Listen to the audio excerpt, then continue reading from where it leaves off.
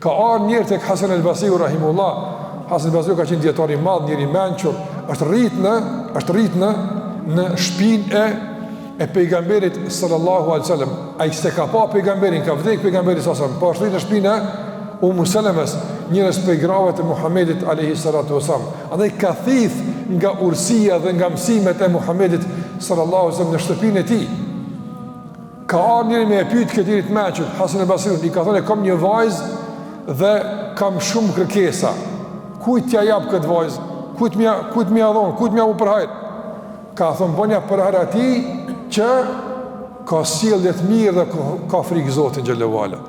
Ka se ka nëse ka frikë Zotin dhe ka sjellje të mirë, ka me rujt vajzën tonë, edhe në qoftë se nuk i pëlqen diçka prej saj. Spaku zullum nuk i bën. Nuk e lën frikën dhe Allahut mi bo zullum. Nuk e lën edukata që me usill keq me te. Nuk e lën mirësjellja morale ti me usill keq me te. Madje para Hasan al-Basriut ka thënë vetë Muhamedi alayhi salatu wasalam.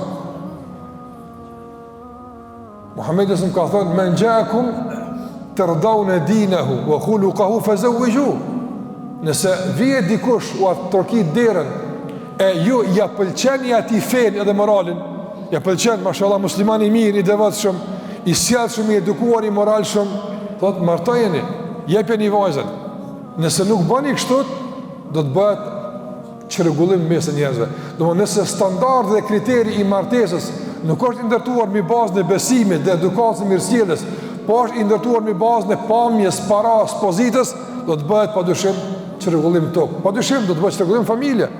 Nga se nuk zgjat shumë domthonë dashnia për shkak të paras, dashnia për shkak të pozitës edhe pamjes e kështu me radhë. Por nëse është në emër të Allahut, në emër të besimit, në emër të moralit, në emër të sjelljes, në emër të familjes së edukuar, padyshim se kjo pastaj garanton një gjatësi. Prandaj respekti është ai që kërkohet, me pas respekt, me respektu burrin e vet, me nderu edhe gruaja me respektu burrin e saj.